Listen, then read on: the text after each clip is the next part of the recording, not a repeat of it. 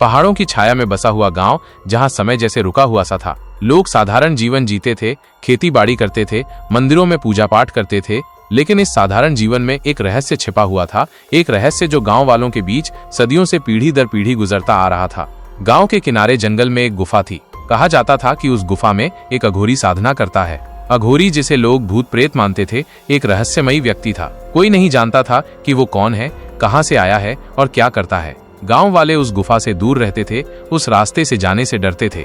एक रात चंद्रग्रहण था। चंद्रग्रहण की रात को अघोरी की साधना का समय माना जाता था। गांव में एक अजीब सी बेचैनी थी। लोग डर के साये में जी रहे थे। गांव के किनारे स्थित एक झोपड़ी में रहने वाला भीम सिंह एक साधारण किसान था। वह अपने परिवार के साथ एक शांत जीवन जीता था। लेकिन चंद्रग्रहण की रात ने उसकी जिंदगी में एक अजीब सा मोड़ ला दिया। उस रात भीम सिंह अपनी पत्नी गंगा और बेटे विजय के साथ घर में बैठा था। अचानक उन्हें बाहर से कुछ अजीब सी आवाजें सुनाई दी। वो डर गए और अपनी पत्नी और बेटे को पास बुला लिया। क्या है ये आवाजें? गंगा डर से पूछी। मुझे नहीं पता, भीम सिंह ने कहा, लेकिन कुछ ठीक नहीं लग रहा है। तभी दरवाजा जोर से खटखटाया गया। भीम सिंह ने धीरे से दरवाजा खोला। सामने खड़ा था एक अजनबी। वो लंबा, दुबला पतला था, उसके बाल बिखरे हुए थे और आंखें लाल थीं। वो अजीब सी पोशाक पहने हुए था और उसके हाथ में एक त्रिशूल था। भीम सिंह, अजनबी ने गहरी आवाज में कहा, मुझे तुम्हारी मदद चाहिए। भीम सिंह डर गया। उसने अजनबी को अंदर नहीं आने दिया। मैं आपके घर में नहीं आ सकता, अजनबी ने कहा, लेकिन मुझे तुम्हारी मदद चाहिए। मुझे एक जड़ी बूटी चाहिए जो इस जंगल में मिलती है। भीम सिंह ने सोचा कि वो किस तरह से मना करे। अजनबी ने उसके मन की बात पढ़ ली। मैं तुम्हें कुछ नहीं करूंगा, अजनबी ने कहा, बस मुझे वो जड़ी बूटी दे दो। भीम सिंह ने हिम्मत करके अजनबी से पूछा, आप कौन है? अजनबी ने जवाब नहीं दिया। उसने सिर्फ कहा, मुझे वो जड़ी बूटी चाहिए। भीम सिंह ने सोचा कि अगर वो अजनबी की मदद नहीं करेगा तो वो उसे नुकसान पहुंचा सकता है। उसने हिम्मत करके कहा, ठीक है, मैं आपको वो जड़ी बूटी लाकर दूंगा। अजनबी ने मुस्कुराया। वो मुस्कुराहट बहुत ही डरावनी थी। शुक्रिया, अजनबी ने कहा और गायब हो गया। भीम सिंह ने दरवाजा बंद किया और अपने परिवार के पास गया। वो बहुत डरा हुआ था। क्या हुआ? गंगा ने पूछा। भीम सिंह ने सारी बात बताई। गंगा भी बहुत डर गई। हमें यहाँ से जाना चाहिए, गंगा ने कहा, ये जगह सुरक्षित नहीं है। भीम सिंह ने कहा, लेकिन हम कहाँ जाएंगे? हम अपने रिश्तेदारों के यहाँ जा सकते हैं, गंगा ने कहा। भीम सिंह ने सोचा कि गंगा की बात सही है। उन्होंने तुरंत ही अपना सामान पैक किया और रात के अंधेरे में अपने रिश्तेदारों के गांव की ओर चल पड़े। रास्ते में उन्हें बहुत डर लग रहा था। उन्हें लग रहा था कि कोई उन्हें देख रहा है। वे जल्दी जल्दी चलते रहे और सुबह होने का इंतजार करते रहे। सुबह होने पर उन्होंने राहत की सांस ली। वे अपने रिश्तेदारों के गांव पहुंच गए थे। उनके रिश्तेदारों ने उन्हें बहुत प्यार से भीम सिंह ने अपनी पूरी घटना उनके सामने रखी। सुनकर भीम सिंह के रिश्तेदार हैरान रह गए। उन्हें भीम सिंह की बात पर विश्वास नहीं हो रहा था, लेकिन फिर भी उन्होंने भीम सिंह और उसके परिवार की मदद करने का फैसला किया। उन दिनों गांव में एक बुजुर्ग साधु रहते थे। कहा जाता था कि उन्हें बहुत ज्ञान था। भीम सिंह और उसके परिवार ने साधु से मिलने का फैसला किया। साधु ने भीम सिंह की पूरी कहानी ध्यान से सुनी। बेटा, साधु ने कहा, तुमने जो कुछ देखा है वो साधारण बात नहीं है। वह अघोरी कोई साधारण व्यक्ति नहीं है। वह एक तांत्रिक है और वो तुम्हारी जड़ी बूटी के लिए आया था। लेकिन साधु जी, वो जड़ी बूटी क्या है? भीम सिंह ने पूछा। वह जड़ी बूटी बहुत ही दुर्लभ है, साधु ने कहा। उस जड़ी बूटी से अमृत बनाया जा सकता है और अमृत से कोई भी अमर हो सकता है। भीम सिंह और उसके परिवार के होश उड़ गए। उन्हें समझ में आ गया कि वो जड़ी बूटी कितनी कीमती है। लेकिन साधु जी, अब हम क्या करें? भीम सिंह ने पूछा। तुम्हें अपने गांव वापस जाना होगा, साधु ने कहा, और उस जड़ी बूटी को ढूंढना होगा। लेकिन सावधान रहना, वो अघोरी तुम्हें फिर से ढूंढ लेगा। भीम सिंह और उसके परिवार ने साधु की बात मान ली। वे अपने गांव वापस लौट आए। उन्होंने जड़ी बूटी ढूंढने की कोशिश शुरू कर दी, लेकिन उन्हें जड़ी बूटी नहीं मिली।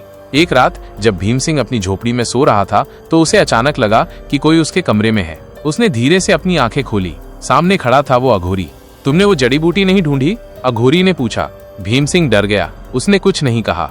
मुझे वो जड़ी बूटी चाहिए, अघोरी ने कहा, वरना मैं तुम्हें और तुम्हारे परिवार को मार डालूंगा। भीम सिंह ने हिम्मत करके कहा, मुझे वो जड़ी बूटी नहीं मिली। अघोरी गुस्से से चिल्लाया। उसने अपना त्रिशूल उठा लिया। झूठ मत बोलो, अघोरी ने कहा, मुझे पता है कि तुम्हें वो जड़ी बूटी मिल गई है। भीम सिंह ने सोचा कि अब उसे कुछ करना होगा। उसने हिम्मत करके अघोरी पर हमला कर दिया। क्या भीम सिंह अघोरी को हरा पाएगा? क्या वो जड़ी बूटी को बचा पाएगा? त्रिशूल का साया। भीम सिंह ने अघोरी पर हमला कर दिया, लेकिन अघोरी बहुत शक्तिशाली था। भीम सिंह उसके सामने कुछ भी नहीं था। अघोरी ने आसानी से भीम सिंह को पटक दिया।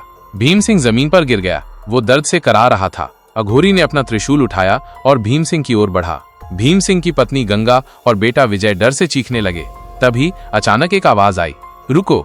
आवाज सुनकर अघोरी ने अपना त्रिशूल रोक दिया। उसने पीछे मुड़कर देखा। वहां खड़ा था एक साधु। वह वही साधु था जिससे भीम सिंह और उसका परिवार मिले थे।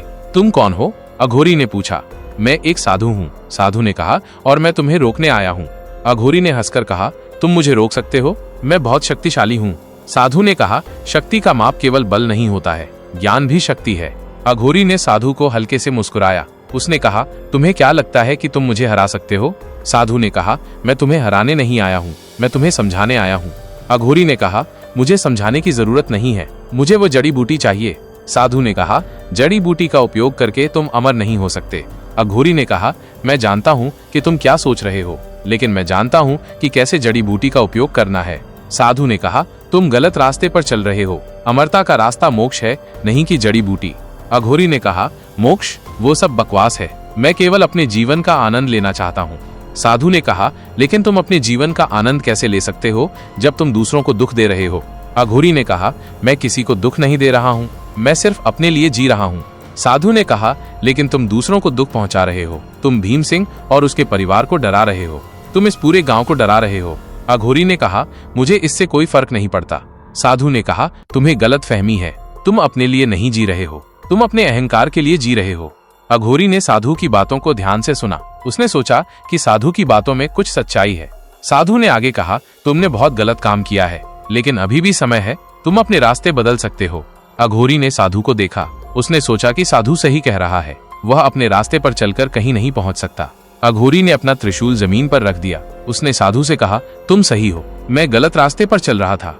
साधु ने मुस्कुराया। उसने कहा, अच्छा हुआ, अब तुम इस गांव को छोड़ दो।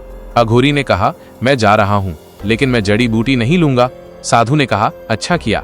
अघोरी ने साधु को प्रणाम किया और वहां से चला गया। भीम सिंह और उसके परिवार ने राहत की सांस ली। वे साधु के पास गए और उन्हें धन्यवाद दिया।